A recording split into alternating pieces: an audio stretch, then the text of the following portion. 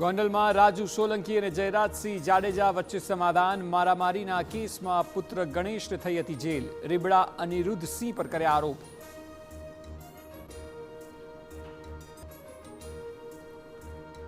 સુરતની સૌથી જૂની 84 ડેરીના હાલ બેહાલ. 200 કર્મચારીઓને 6 મહિનાથી પગાર ચૂકવવાના પણ ફાંફા. કલેક્ટરની સમસ્યાનું નિરાકરણ લાવવા કરી માંગ.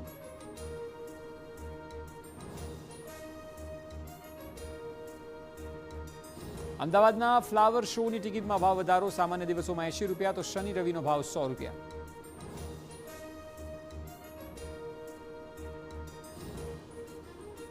સોના ચાંદીના ભાવમાં ઐતિહાસિક ઉછાળો. ચાંદી પ્રતિ કિલો 2,23,000ની સર્વોચ્ચ સપાટીએ તો 1 તોલા સોનાનો ભાવ 1,38,000.